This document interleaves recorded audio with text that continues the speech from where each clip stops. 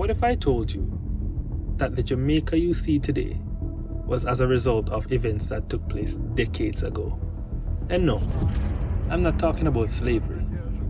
The government has turned up the pressure. What if I told you that there were 3 particular events in our history that led Jamaica on a downward spiral, which may or may not have been intentional? What if I told you that it was mainly because of 2 of Jamaica's national heroes? Does anyone come to mind? Better yet, would you believe me? What I've prepared for you is a historical breakdown of the events that propelled Jamaica down a rabbit hole of corruption, tribalism, and poverty. I analyzed these events from a new perspective, one that has not been explored before, to which I'm sure you'll be both pleased and astonished.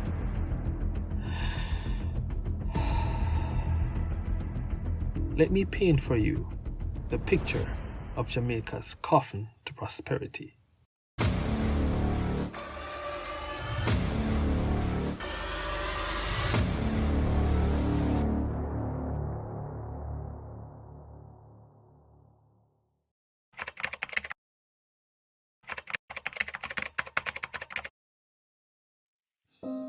On his first conquest to find gold, the Christopher Columbus-led Spaniards stumbled upon the islands of the Caribbean.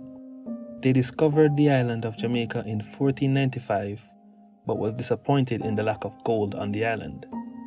Jamaica was then used mainly as a military base to supply colonization efforts to the mainland Americas. The occupation of the island lasted until 1655. During this period, they made the capital city, Villa de la Vega, known today as Spanish Town. The Spaniards needed labor to develop their settlement on the island, so they enslaved the natives known as Tainos. They also had slaves brought from Africa, known back then as the Maroons. The Maroons would escape to the mountains and form their own settlement, followed by the Tainos.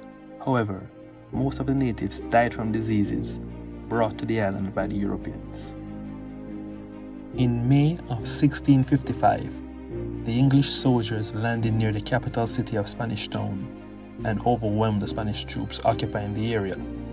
Subsequent battles took place to regain control of the island, such as the Battle of Ocho Rios in 1657 and the Battle of Rio Nuevo in 1658.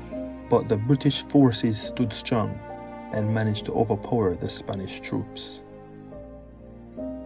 The British gained formal possession of the island in 1670 through the Treaty of Madrid and went on to cultivate a plantation economy on the island. They sent indentured servants and prisoners from England to act as the laborers on the estates throughout the country. And approaching the 1700s, enslaved Africans were introduced to the colony as the predominant labor force on the plantations, planting sugarcane as the main export. At the beginning of the 1700s, there were approximately 45,000 slaves, but by the end of the century, the number increased to 300,000. As is known throughout the West, the treatment of the slaves were inhumane and led to several uprisings. These were the First Maroon War from 1665 to 1740, which the Maroons won, and the Treaty of Pacification with the Maroons was signed, allowing the Maroons to run their own town with British supervision. Tacky's Revolt in 1760, which led to the death of Chief Tacky by the Maroons and the suicide of his men. The Second Maroon War, which lasted from 1795 to 1796, resulted in the defeat of the Maroons and breach of the Treaty of Pacification. The Maroons were ordered to return all slaves to the Crown, and some Maroons faced deportation to the Canadian province of Nova Scotia.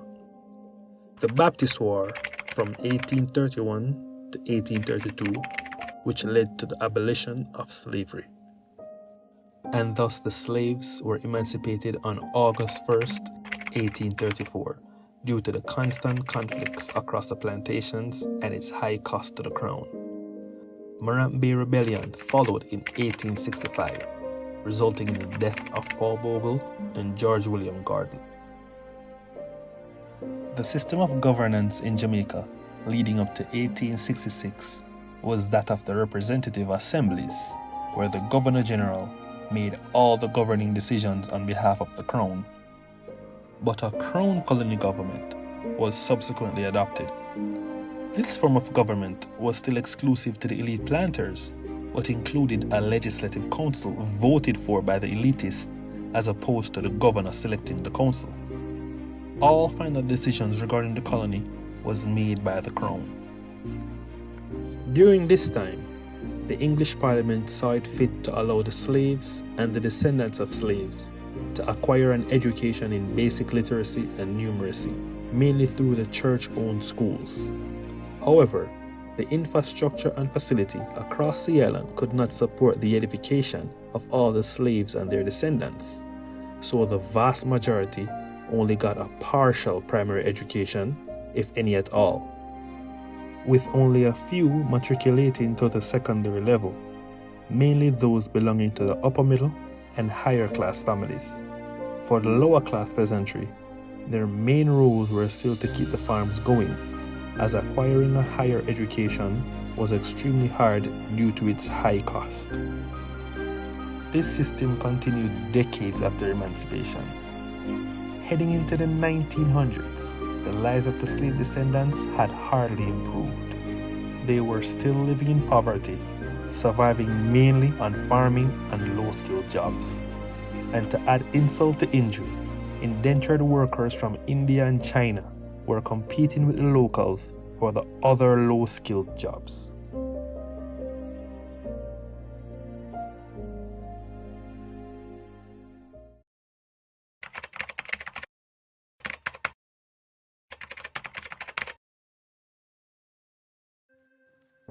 August 17, 1887 marks the birth of Jamaica's first national hero, Marcus Messiah Garvey, into poverty-stricken circumstances.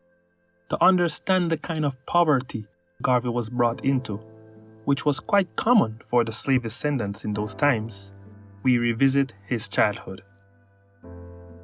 Garvey was born into a family of 13. His parents and 10 other siblings, 9 of which died in infancy. There were very little access to public health services and education. No running water, electricity, radio, nor television, and no food security. Marcus Garvey was malnourished in his childhood and was susceptible to a myriad of diseases at the time. He dropped out of school at the age of 11 to assist his family with income. At age 15, he was the sole breadwinner of the house as his father abandoned his duties. Marcus had to then support his mother and sister for the next 3 years. Fast forward to his adulthood when he returned to Jamaica from the US on December 10, 1927, after he and other Black Star Line officials were found guilty of mail fraud. Upon arrival, he re-established the local chapter of the UNIA and went on to establish Jamaica's first political party, the People's Political Party, on September 9, 1929. His 14-point plan manifesto included minimum wage, land reform, and the establishment of a Jamaican university and polytechnic. Garvey was poised with his experience from overseas. He had learned from his mistakes with the UNIA and was ready to deliver prosperity to his people. 2 months later, he announced himself as a candidate for a seat in the 1929 by-election in the Kingston and St. Andrew Corporation. However, before the election was held, he was arrested for 3 months for demeaning the judiciary and undermining public confidence in them. What this meant was that Garvey was speaking out against the horrible mistreatment of the slave descendants and called on the mixed-race upper middle class to hold the legislators to account. And of course, the aristocrats didn't like this. Garvey spent some years in the US, where the treatment of black people was horrible. In Garvey's eyes, what he saw in the US was at the peak of the Jim Crow era, where blacks couldn't even drink from the same fountain as whites, and still, it was nowhere near as bad as what the people of Jamaica was experiencing. This showed just how poorly the people in Jamaica were living under the colonial rule. While in prison, Marcus Garvey won the by-election, much to the chagrin of the colonial elitists. But Garvey failed to obtain a leave of absence from his political duties, and thus the seat was declared vacant. Though despaired by this technicality, he went back for the 1930 Legislative Council election, but lost against the white elitist George Seymour.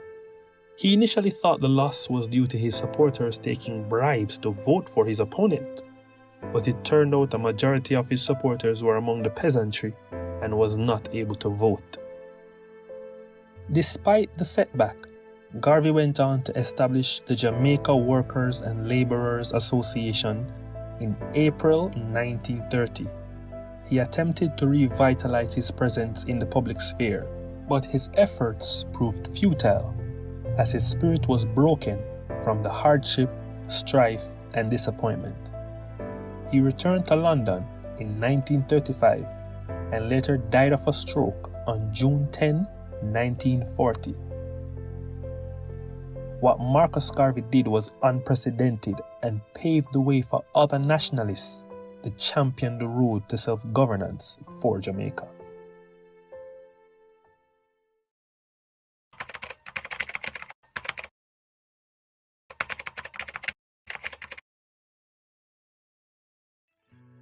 In 1934, a 50-year-old Alexander Bustamante returned to Jamaica after spending most of his youth in Cuba, Panama, and the US.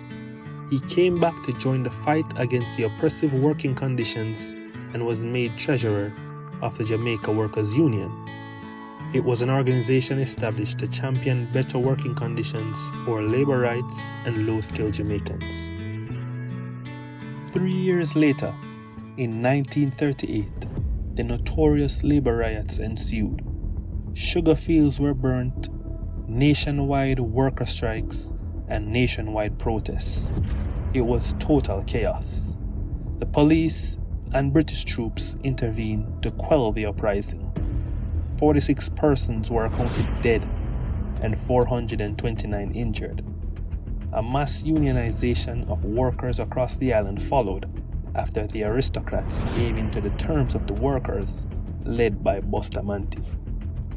The riots stemmed from poor working conditions coupled with the low wages and little to no opportunities for wage growth.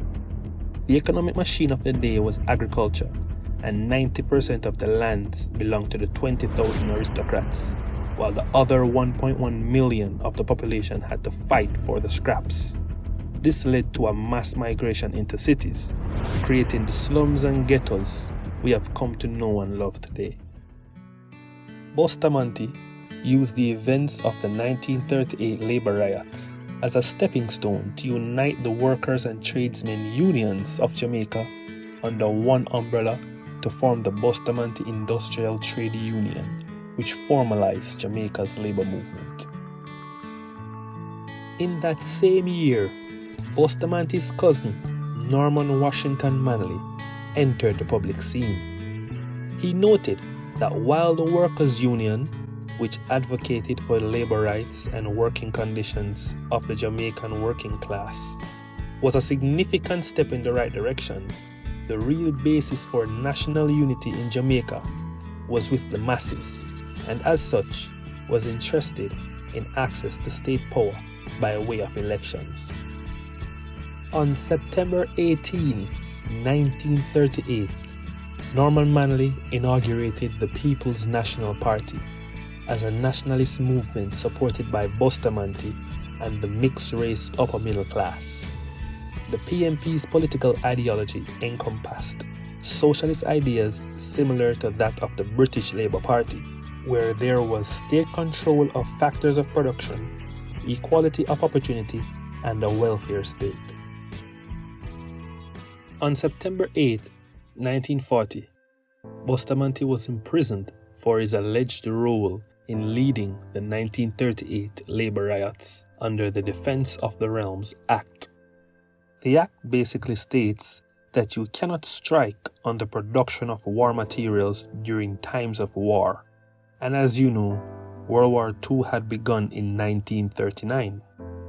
Even though Jamaica was not producing war materials, they produced exports that could fund the production of war materials for England. So the act was enacted. Bustamante spent 17 months in prison, where he conceptualized the idea of another political party to rival that of the People's National Party in advocating for low-skilled workers' labor rights. It was the political extension of the BITU, and on July 8, 1943, Bustamante inaugurated the Jamaica Labour Party, which was supported by mainly low and unskilled workers, tradesmen, and middle-class businessmen. Those 17 months in prison would be the catalyst for Jamaica's downfall, as the formation of a Jamaica Labour Party would prove to be the first nail in Jamaica's coffin to prosperity.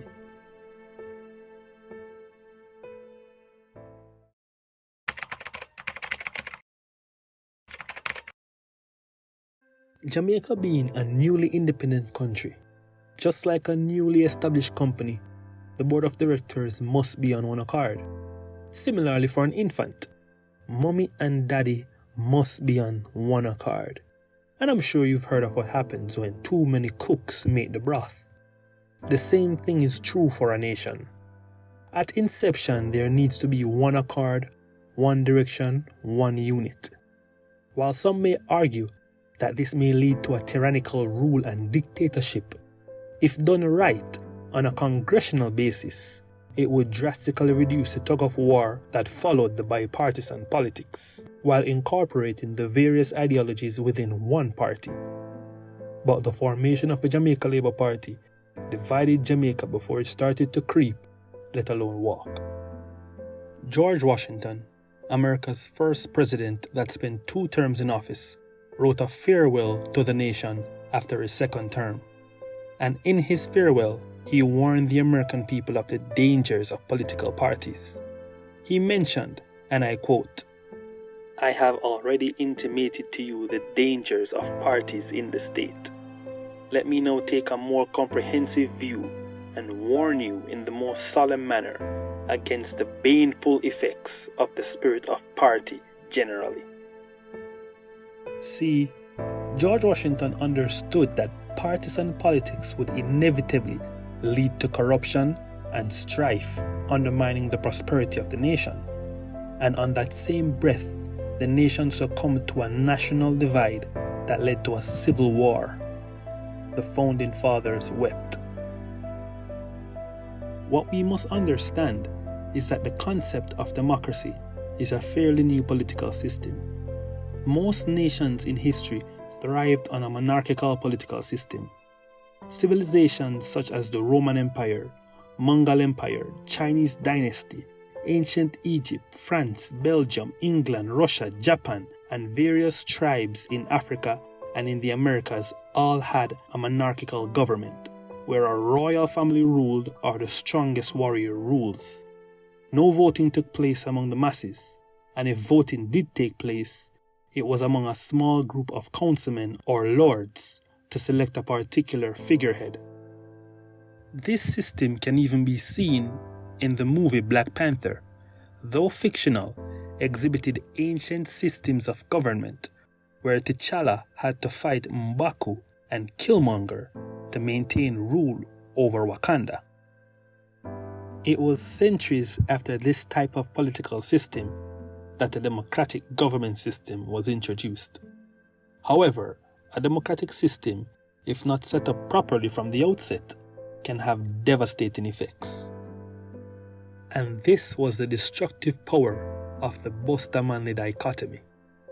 The tug-of-war began in 1944 when Busta was first elected Premier of Jamaica And like all modern-day politicians, Manley articulated policies and talking points that would increase the likelihood of securing the next victory, as opposed to policies that would propel Jamaica forward in tandem with Buster's policies. The JLP also won in the 1949 general election. However, the reverse took place in 1955 when the Manley-led PNP won the general election. And of course, Bustamante articulated policies that would increase his likelihood of securing the next election, as opposed to policies to propel the country forward in tandem with Manley's. I know what you're gonna say. It is this fierce competition between the two parties that create better policies, as each party tries to best their opponent. But this kind of party system works best in a mature society, one where the citizens are educated and have at least a basic understanding of good governance in order to hold their leaders to account. But this was not the case in Jamaica at the time. Just imagine this tug-of-war so early in Jamaica's development. The economy in our society was mature enough for this bipartisan system to thrive, with majority of its population being uneducated and living in poverty. The people were in a vulnerable state, hungry for prosperity and a decent standard of living, and would simply run with anyone who promised them such, no matter how infeasible it was. So to put it bluntly, they wouldn't know a good policy if it slapped them in the face. It was with this ignorance that partisan politics took the Jamaican people on a joyride, and neither of the parties would yield for the benefit of the people.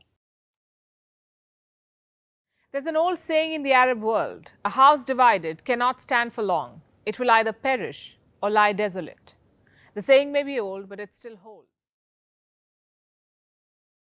Heading into the 1960s, Jamaica's bipartisanship was fully established. The PNP and the JLP were the dominant political parties of the day, forming a noticeable divide between the people.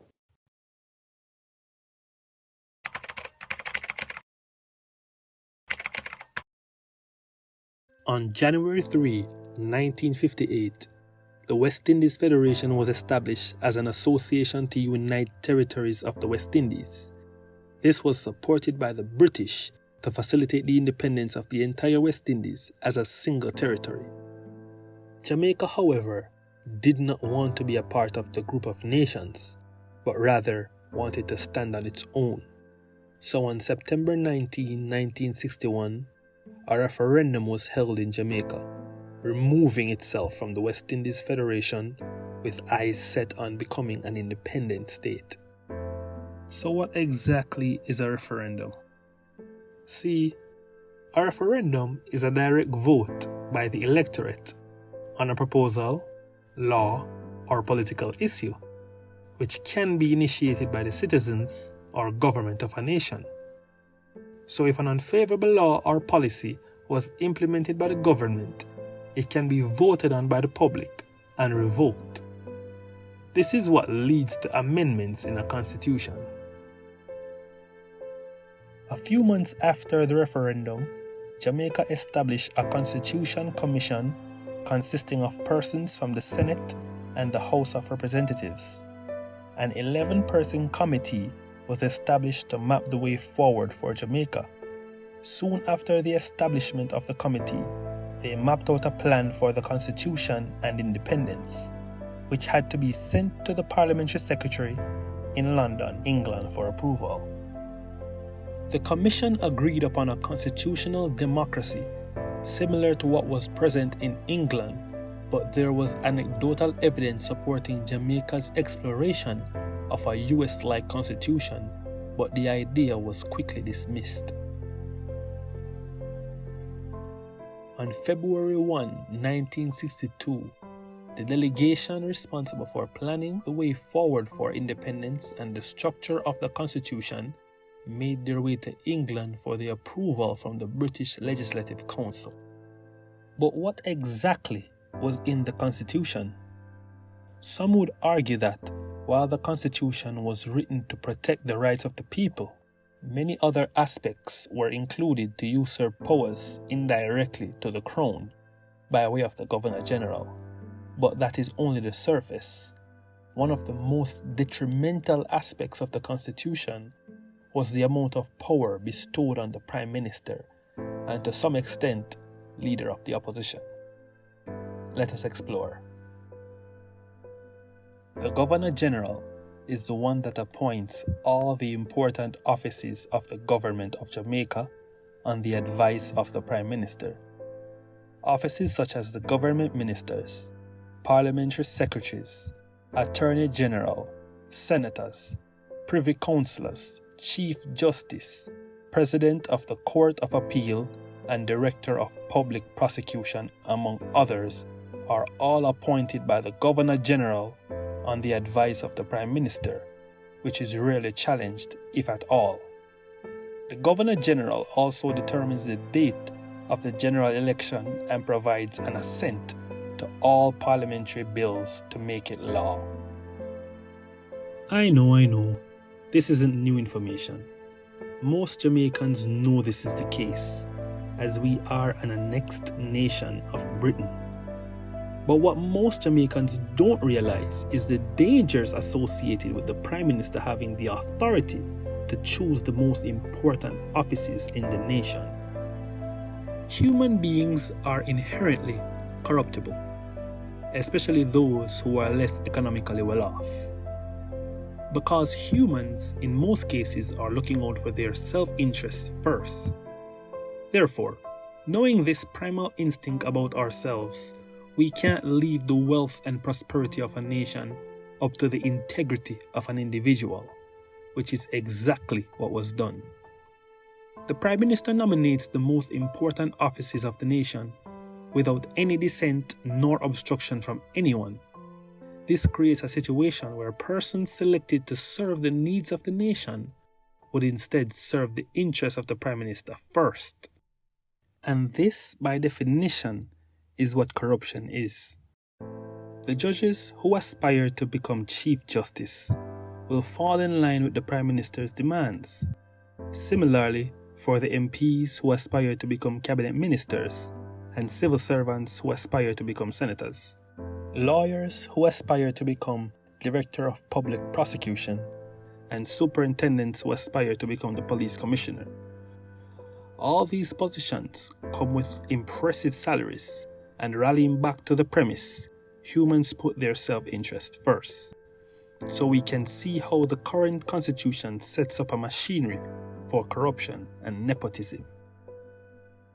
What the constitution should have in place is a system of governance where the major offices of the nation is voted on in Congress, one where a senator is voted for differently from an MP and differently from the Prime Minister or President, and a system where the major judges, police commissioners, and cabinet ministers are voted for based on competencies, not based on who serves the interests of the Prime Minister best.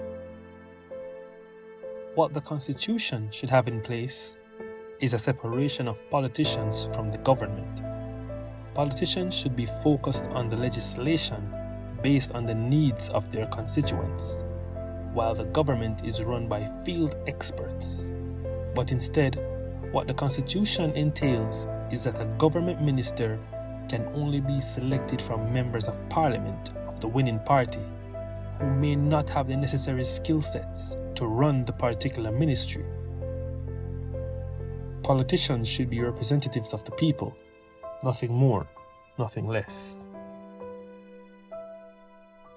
One would be forgiven if they thought that the initial idea to have a constitution like the US was dismissed because there were never any true plans for Jamaica to prosper.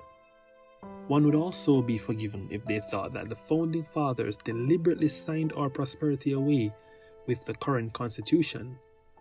One could even be forgiven if they thought it was all a farce to keep a colonial system in place decades after our so-called independence. But we'll explore further with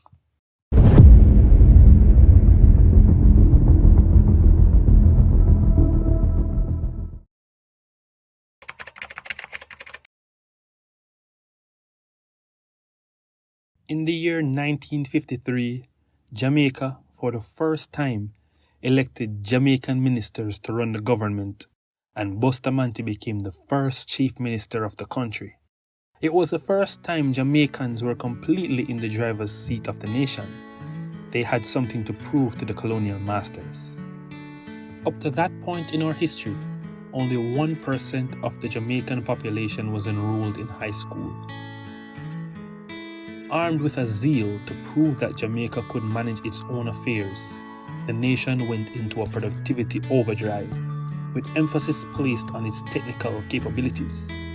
The College of Arts, Science and Technology (CAST) was established, known today as UTEC, leading the way for technological advancement in the nation, as Marcus Garvey dreamt, as well as technical high schools to feed students into the CAST. Schools such as Kingston Technical, Homewood Technical, Dintil Technical, and St. Elizabeth Technical were all fashioned with a modern science curriculum, and would be the factories that fed students into the College of Arts, Science and Technology. Approaching the 1960s, Jamaicans were staffing the bauxite industry with competent graduates, and within the period from 1953 to 1963, the Jamaican economy grew faster than the economy of every developing nation in the world.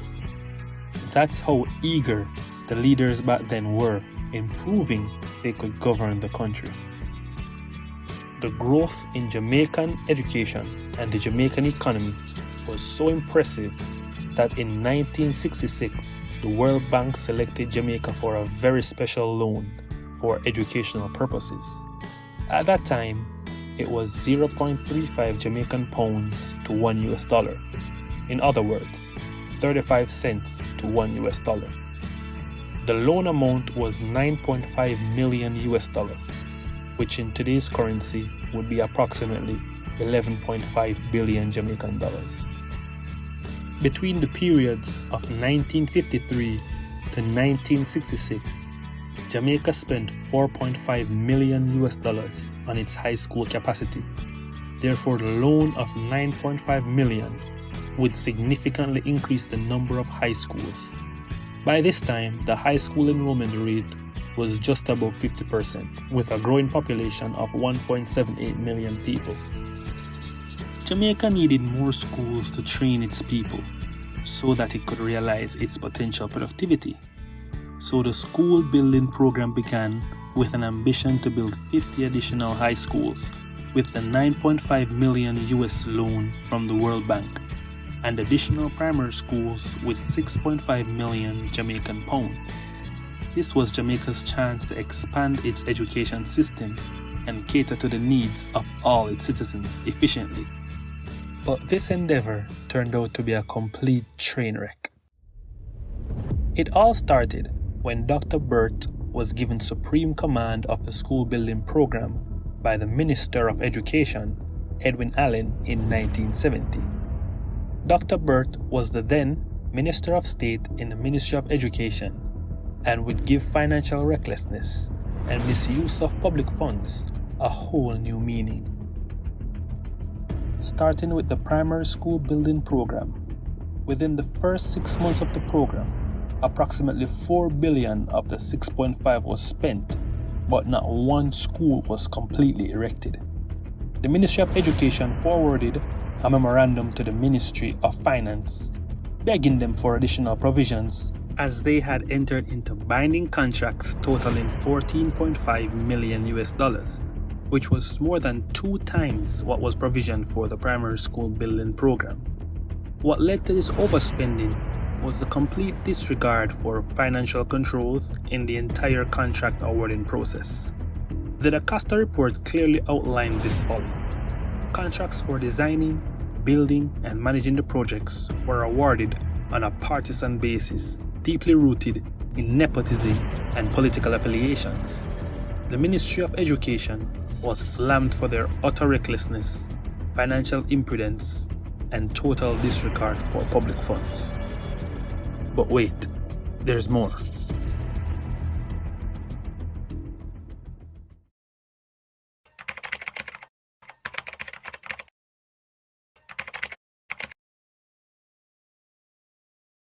In 1969, when the high school building program commenced with the loan from the World Bank, a budget of 9.5 million US was agreed upon to build 50 schools, expand 4 teachers' college and UTech, as well as expanding the Jamaica School of Agriculture, known today as CASE. The 9.5 million was also budgeted to construct staff housing in rural areas, hire specialist consultants and engineers. The project ran over by an additional $9.5 million, resulting in a total of $19 million being spent on the program. The Ministry of Education was an embarrassment at this point. It was a complete wastage of public funds and total disregard for public resources. The contracts for the school building program were awarded by word of mouth. Contractors were instructed to begin working without any contract signage nor written approval. It was a procurement nightmare for the ministry, and all this came full circle in the 1970s. The Jamaican economy was averaging double-digit growth in the first few years of the 1970s, but after this calamity, it had never seen such numbers since. The Ministry of Education dropped the ball. Their negligence towards this education program haunts Jamaica to this day. This was the kickstart Jamaica needed to become a first world nation. This was the catapult we needed to rival the likes of Singapore. But unfortunately, the burial pit was already being dug, and this was the final nail in Jamaica's coffin to prosperity. 50 years later, and the education system have yet to recover from the corruption and wastage that took place in the late 60s, early 70s. Jamaica took on additional debt as well as steep fiscal tightening to see the project through to completion. But they needed more schools. They needed way more schools. See, the school building program was the first phase of a comprehensive educational reform intended to propel Jamaica forward. But those ambitions had to be sidelined, as the prospective funds that was supposed to finance the other phases was all directed towards the first phase. So essentially, only half the schools that could have been built were built. Instead of 50 high schools, 100 could have been built, and 2 times the number of primary schools. In 1972, there was a change in government, which began a mass enrollment campaign across the island. With a growing population, a primary school enrollment rate of 90%, a high school enrollment rate of 57%, and not enough high schools to meet the needs of the students, the learning outcome plummeted. Students' performance was unimpressive, and classrooms were severely overcrowded. It was very common to have 50 to 60 students in a class. Side note, I had 63 students in my grade 6 class, and that was in 2005. This led to extremely low productivity for the coming decades, as Jamaica's economic prosperity stagnated after the school building program, which to this day has not recovered. Jamaica was now in a predicament. It had a growing debt to repay, with a low-skilled labor force relying mainly on farming, bauxite and tourism for foreign exchange. Jamaica's contemporaries at the time progressed smoothly into the 4th Industrial Revolution, while 50 years later, our economy has gotten weaker and weaker and more reliant on remittance for sustenance. Poor governance leading back to the writing of the Constitution, the partisan origin of our political system, and our deep-rooted culture of corruption, where only a few benefit at the expense of the poor, has kept Jamaica and most of the developing world in a deprived state. What we have today in Jamaica is a reality likened to that of the colonial system, where a few elites enjoy the spoils of the nation while the masses live in deplorable conditions. Marcus Garvey's living conditions as a child was similar to many of ours growing up in Jamaica. While we may have had better access to schools and public health care facilities, the quality was still uninspiring. Running water and proper sewer systems remain a luxury for many. The middle class is slowly fading out, leaving just the rich and the poor, and the wealth imbalance is such that a majority of the population is working for a few elitists. Damien Jr. Gang said some very true but hurtful words. Sad to see the old slave mill, grinding slow but grinding still.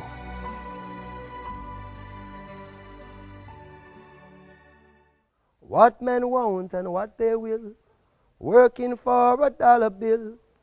Sad to see the old slave mill, is grinding slow but grinding still. Walking home, a youth gets killed, police free to shoot at will. Sad to see the old slave mill, is grinding slow but grinding still. 9 to 5, you know the drill, weekends are a short-lived thrill. Sad to see the old slave mill, is grinding slow but grinding still. Cover on it over till it spill, take until they've had their fill. Sure hurts to see the old slave mill, grinding slow but grinding still.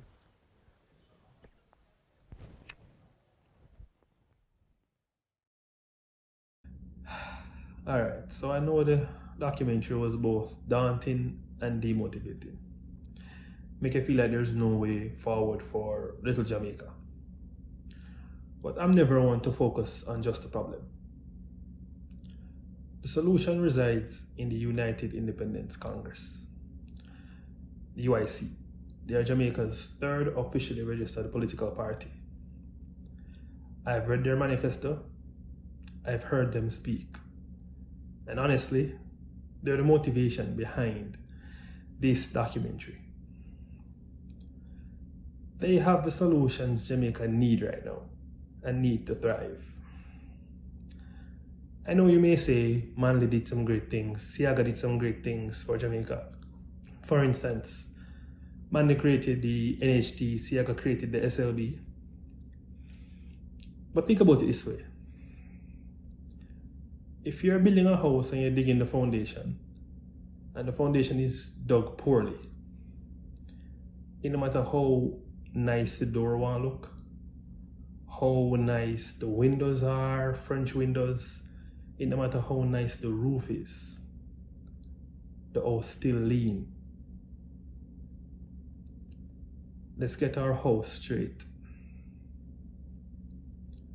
Let's get our home straight. I have more documentaries to come. The next one being Jamaica's banking cartel. You know what, Mr. One there. So until then, let's stay safe. One Jamaica, one nation, UIC.